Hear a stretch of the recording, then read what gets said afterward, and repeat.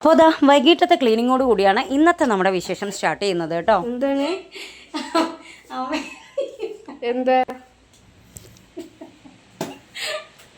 എന്താ അതിൻ്റെ അടിയിൽ പോയി കിടക്കുക. അമ്മ അറിയോ അതിൻ്റെ അടിയിൽ ഒരൊറ്റ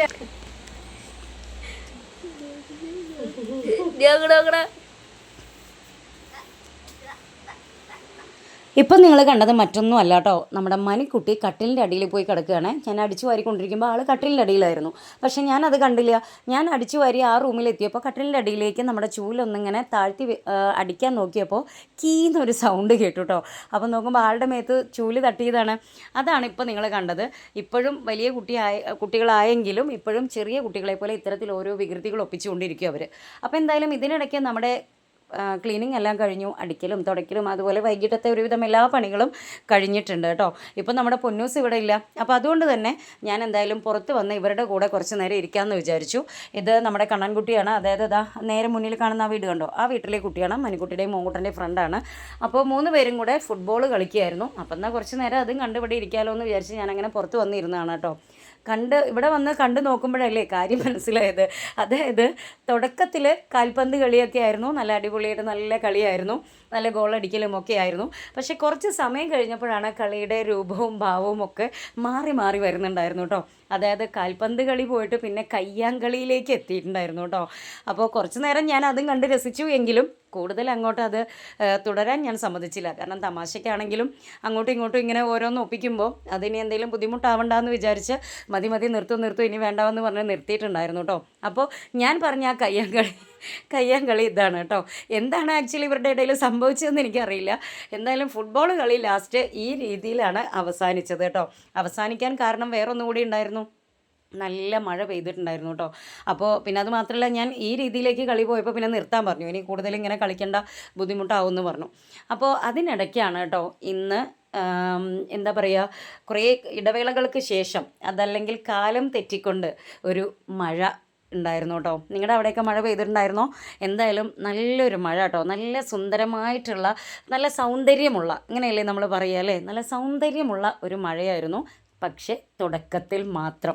കുറച്ച് കഴിഞ്ഞപ്പോൾ നമ്മുടെ സൗന്ദര്യമുള്ള ആ മഴയുടെ ഇവരുടെ കയ്യാങ്കളി, അതായത് ഫുട്ബോളിൻ്റെ രൂപവും ഭാവവും മാറി എന്ന് പറഞ്ഞതുപോലെ തന്നെ നമ്മുടെ മഴയുടെ രൂപവും ഭാവവും മാറിയിട്ടുണ്ടായിരുന്നു. പക്ഷേ തുടക്കത്തിൽ എന്തായാലും വളരെ സൗന്ദര്യമുള്ള നല്ല മഴയായിരുന്നു.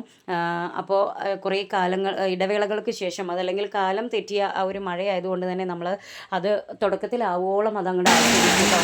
പിന്നെതാ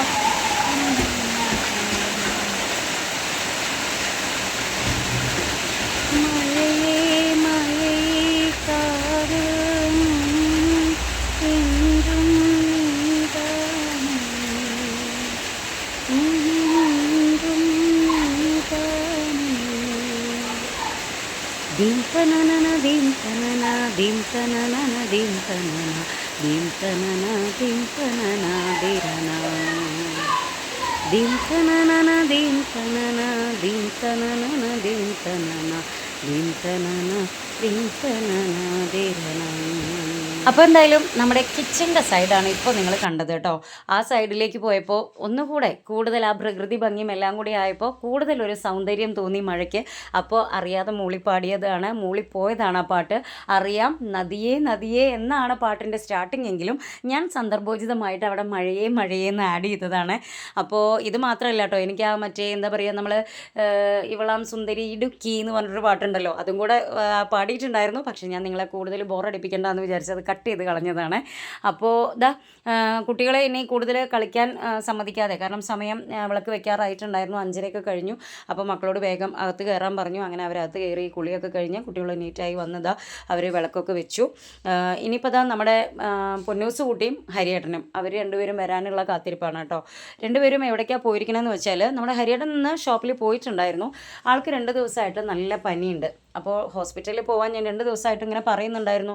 പക്ഷേ ആൾ പോകുന്നില്ല. ദിവസവും ഞാൻ സ്കൂളിൽ പോകുമ്പോൾ പറയും, പക്ഷേ പോവില്ല. അപ്പോൾ ഇന്ന് എന്തായാലും നിർബന്ധിച്ച് പൊന്നൂസിനെയും കൂടെ കൂട്ടി വിട്ടിട്ടുണ്ട്. പൊന്നൂസിനെ കൂടെ വിടാൻ കാരണം പൊന്നൂസ് കുട്ടിക്കും ചെറിയൊരു ജലദോഷമുണ്ട്.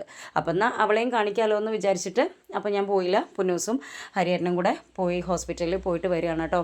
വരുന്ന വഴിക്ക് ഇനിയാണ് കേട്ടോ ഒരു സസ്പെൻസ്. അതായത് നമ്മൾ ഇന്ന് ഉച്ച മുതൽ നോമ്പെടുത്തിട്ടുണ്ടായിരുന്നു കേട്ടോ. ഒരു നോമ്പ് തുറ ഒപ്പിക്കാം എന്ന് വിചാരിച്ചിട്ട് നോമ്പെടുത്തിട്ടുണ്ടായിരുന്നു. കുട്ടികൾക്കും എനിക്കും ഒക്കെ ഒരു ആഗ്രഹം, വെറുതെ ഇങ്ങനെ ഒരു ആഗ്രഹം, ഈ നോമ്പ് തുറ എന്നൊക്കെ പറയുന്ന ആ ഒരു സംഭവം നമുക്ക് ചെയ്താലോ, അതെങ്ങനെയാണ് എന്നൊക്കെ നമുക്ക് നോക്കിയാലോ എന്നൊക്കെ പറഞ്ഞിട്ട് ഞങ്ങൾ ഉച്ച മുതൽ നോമ്പെടുത്തിട്ടുണ്ടായിരുന്നു കേട്ടോ. അപ്പോൾ അതിലേക്ക് ഞാൻ വരാം. അപ്പോൾ എന്തായാലും നമ്മുടെ ഹരിയേട്ടൻ്റെ പനി 2 ദിവസമായിട്ട് ആൾ പനിയും വെച്ച് നടക്കുമായിരുന്നു. അപ്പോൾ ഹോസ്പിറ്റലിൽ പോകാൻ പറയുമ്പോൾ പോയിട്ടുണ്ടായിരുന്നില്ല, ഇന്ന് നിർബന്ധിച്ച് വിട്ടു. അപ്പോൾ ഞാനിപ്പോൾ ഇതാ പൊന്നൂസിനോട് ചോദിക്കുകയായിരുന്നു എന്തൊക്കെയാണ് ഡോക്ടർ എന്ത് പറഞ്ഞു, എന്താ പറയുക, കുത്ത് കിട്ടിയോ എന്നൊക്കെ ചോദിക്കുന്നുണ്ടായിരുന്നു ഞാൻ പൊന്നൂസിനോട്. അപ്പോൾ എന്തായാലും ഇഞ്ചക്ഷൻ ഒന്നും കിട്ടിയിട്ടില്ല, പക്ഷേ ഉള്ളിൽ നല്ല പനിയുണ്ട് കേട്ടോ. ആൾ പറഞ്ഞിരുന്നില്ല എനിക്ക് കുഴപ്പമില്ല, ക്ഷീണമൊന്നും തോന്നുന്നില്ല, പനിക്കുന്നൊന്നുമില്ല എന്ന് പറഞ്ഞിട്ട് ലീവ് കൊടുക്കില്ല, ഷോപ്പിൽ പോകുക തന്നെയായിരുന്നു. അപ്പോൾ എന്തായാലും ഇപ്പോൾ 2-3 ദിവസത്തേക്കുള്ള ടാബ്ലറ്റൊക്കെ കൊടുത്തിട്ടുണ്ട്. അങ്ങനെ അവരെത്തി. അപ്പോൾ എന്തായാലും നമ്മൾ ഈ പനി ആയതുകൊണ്ട് ഭയങ്കരമായിട്ടൊന്നും നോമ്പ് തുറ ചെയ്തിട്ടില്ല കേട്ടോ. ചെറിയ രീതിയിൽ ഹരിയേട്ടന് ഉപയോഗിക്കാൻ പറ്റുന്നതും എന്നാൽ നമ്മളുടെ ഒരു ചെറിയൊരു നോമ്പ് തുറയും എന്ന രീതിയിലാണ് സാധനങ്ങൾ ഞാൻ വാങ്ങിക്കാൻ പറഞ്ഞിട്ടുണ്ടായിരുന്നത്.